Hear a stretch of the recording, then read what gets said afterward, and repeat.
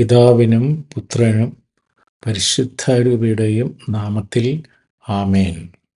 വീണ്ടും വചനവുമായി വരാൻ സാധിക്കുന്നതിന് കർത്താവിന് നന്ദി പറയുന്നു.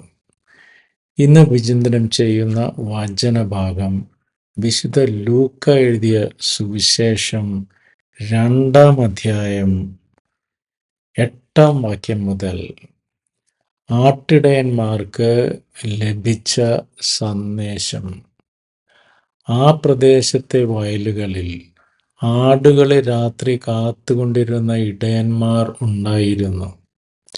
കർത്താവിൻ്റെ ദൂതൻ അവരുടെ അടുത്തെത്തി കർത്താവിൻ്റെ മഹത്വം അവരുടെ മേൽ പ്രകാശിച്ചു. അവർ വളരെ ഭയപ്പെട്ടു. ദൂതൻ അവരോട് പറഞ്ഞു, ഭയപ്പെടേണ്ട, ഇതാ സകല ജനത്തിനും വേണ്ടിയുള്ള വലിയ സന്തോഷത്തിൻ്റെ സദ്വാർത്ത ഞാൻ നിങ്ങളെ അറിയിക്കുന്നു. വീണ്ടും വായിക്കാം.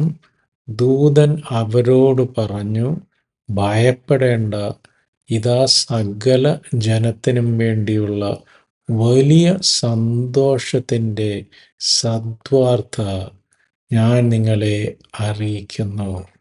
നിങ്ങൾക്കൊരു രക്ഷകൻ പിറന്നിരിക്കുന്നു.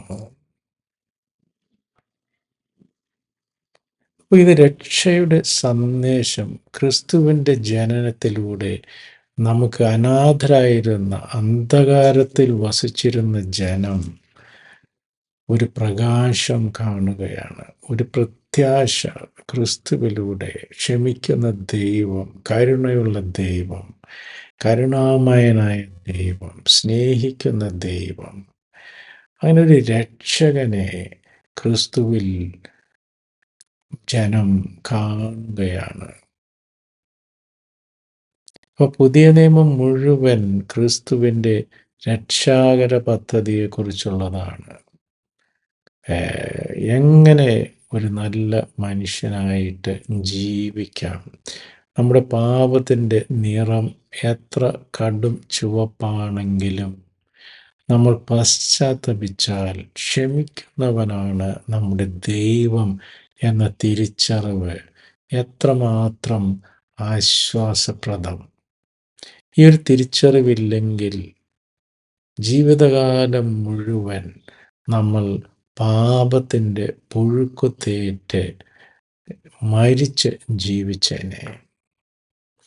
അപ്പം ഇത്രയും ഒരു റീഅഷ്വറൻസ് നമുക്ക് കിട്ടിയിട്ടുണ്ടെങ്കിൽ, അതായത് ബൈബിളിൽ തന്നെ പറയുന്ന 365 പ്രാവശ്യം പറഞ്ഞിട്ടുണ്ട്, നീ ഭയപ്പെടേണ്ട. നീ ഭയപ്പെടേണ്ട എന്ന കാര്യം ബൈബിളിൽ 365 പ്രാവശ്യം പറഞ്ഞിട്ടുണ്ട്. That is a reassurance. ദൈവം വീണ്ടും വീണ്ടും നമ്മളോട് പറയുന്നു, നീ ഭയപ്പെടേണ്ട. 365 പ്രാവശ്യം ബൈബിളിലതുണ്ട്. പക്ഷെ എന്നിരുന്നാലും നമ്മൾ ഈ ഭയങ്ങളുടെ നിറവിൽ ഭയങ്ങളോടെ മരിച്ച് ജീവിച്ച് ഈ ജീവിതം തീർക്കുകയാണ്. അപ്പോൾ പല വിധത്തിലുള്ള ഭയങ്ങൾ നമ്മളെ വേട്ടയാടിക്കൊണ്ടിരിക്കുന്നു. ആദ്യത്തെ it can be fear of study. നമ്മൾ പഠിച്ച പാസ്സാകുമോ, നമ്മളെ കൊണ്ടത് സാധിക്കുമോ എന്നൊക്കെയുള്ള ഡൗട്ടുകൾ. അതുപോലെ നമുക്കൊരു ജോലി കിട്ടുമോ ഇല്ലേ എന്നുള്ള, പഠിത്തം കഴിയുമ്പോഴേക്കും പിന്നെ ജോലിനെ കുറിച്ചുള്ള ആകുലതകളായി. പിന്നെ വിവാഹത്തിനെ കുറിച്ചുള്ള ഭയം, നല്ലൊരു പങ്കാളിയെ കിട്ടുമോ, എങ്ങനെ ജീവിക്കാൻ പറ്റുമെന്നൊക്കെയുള്ള ഒരു വിവാഹത്തെക്കുറിച്ചുള്ള ഭയം. ഇന്നത്തെ കാലത്ത് ഒട്ടനവധി യുവാക്കളും യുവതികളും ഒരു ഡിസിഷൻ എടുക്കാൻ പറ്റാതെ, വിവാഹപ്രായം എത്തിയിട്ടും വിവാഹം കഴിക്കാതെ മുന്നോട്ട് പോയിക്കൊണ്ടിരിക്കുകയാണ്. വിവാഹത്തിൻ്റെ ഒരു ഭയം അവരെ ഗ്രസിച്ചിരിക്കുന്നു. അതുപോലെ ധനത്തിൻ്റെ ഭയം, മനുഷ്യരെല്ലാവരും ധനമുണ്ടാക്കാൻ വേണ്ടി ഓടി നടക്കുകയാണ്. ഈ ധനം ഉണ്ടായി കഴിയുമ്പോൾ അതെങ്ങനെ സംരക്ഷിക്കാം? അല്ലെങ്കിൽ അടുത്ത തലമുറ ഇത് വളരെ ഈസി ആയിട്ട് ഇതൊക്കെ അടിച്ച് നശിപ്പിച്ചു കളയുമോ എന്നൊക്കെയുള്ള ഭയം വേറെ. ചിലർക്ക് പബ്ലിക് സ്പീക്കിംഗ്, പൊതുവേദികളിൽ സംസാരിക്കുവാനുള്ള ഭയം. ചിലർക്ക് എപ്പോഴും ഫെയിലിയറിനെ കുറിച്ചുള്ള ഭയം. ഇത് പരാജയപ്പെടുമോ? എന്ത് ചെയ്യുന്നതിന് മുമ്പും പുള്ളി ഇത് പരാജയപ്പെട്ടാൽ ഞാൻ എന്ത് ചെയ്യും? അങ്ങനെയുള്ളൊരു ചിന്ത. പിന്നെ മക്കളൊക്കെ ആയിക്കഴിയുമ്പോൾ മക്കളുടെ ഭാവിയെക്കുറിച്ചുള്ള ചിന്ത, ആരോഗ്യമുള്ള കുഞ്ഞുങ്ങളെ കിട്ടുമോ എന്നുള്ള ചിന്ത, അനുസരണയുള്ള മക്കളെ കിട്ടുമോ എന്നുള്ള ചിന്ത, കുഞ്ഞുണ്ടാകുമോ എന്നുള്ള ചിന്ത. പിന്നെ കുഞ്ഞ് വലുതായി വരുമ്പോൾ അവൻ മരുന്നിനുമൊക്കെ അടിമപ്പെടുമോ എന്നുള്ള ചിന്ത. ഭർത്താവ് കുടിയനാകുമോ? ആൽക്കഹോളിസത്തിന് മക്കളോ സ്വന്തക്കാരൊക്കെ അടിമകളായി പോകുമോ എന്ന ചിന്ത. പിന്നെ പലപ്പോഴും ദേവാലയത്തെക്കുറിച്ചുള്ള ഭയം. നമ്മൾ കാണുന്ന, നമ്മൾ പങ്കെടുക്കുന്ന കുർബാന അത് ദൈവത്തിന് പ്രീതികരമായ കുർബാനയാണോ അതോ ദൈവത്തിനെ കോപിപ്പിക്കുന്ന കുർബാനയാണോ? Fear of the church. ഈ ചർച്ച് കർത്താവിനോട് ചേർന്നാണോ നിൽക്കുന്നത് അതോ കർത്താവിൽ നിന്ന് വളരെയധികം മാറിപ്പോയിരിക്കുന്നു? പിന്നെ ഫിയർ ഓഫ് സിക്നസ്, രോഗഭയം. എനിക്ക് രോഗം വരുമോ? ഇപ്പോൾ കുഴപ്പമൊന്നുമില്ല, പക്ഷെ ഫ്യൂച്ചറിൽ രോഗം വരുമോ? ഇനി ഏറ്റവും വലിയ ഭയം ഫിയർ ഓഫ് ഡെത്ത്, മരണഭയം. പിന്നെ നല്ല ഭക്തിയിലൊക്കെ നിൽക്കുമ്പോൾ നമുക്കുള്ളൊരു ഭയം ഫിയർ ഓഫ് സിൻ. ഈ ഭക്തി എത്ര ദിവസം നമുക്ക് നിലനിർത്താൻ സാധിക്കും? ഞാൻ പ്രലോഭനങ്ങൾ വീണു പോകുമോ എന്നുള്ള ഭയം, നരകത്തെക്കുറിച്ചുള്ള ഭയം, ശുദ്ധീകരണ സ്ഥലത്തെക്കുറിച്ചുള്ള ഭയം. ഇങ്ങനെയുള്ള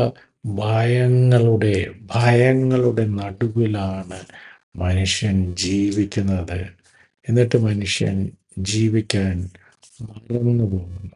അവനെപ്പോഴും ഇന്നലെകളുടെ കുറ്റബോധത്തിലും നാളെക്കുറിച്ചുള്ള ഭയത്തിലുമാണ് മിക്കവാറും മനുഷ്യർ ജീവിക്കുന്നത്.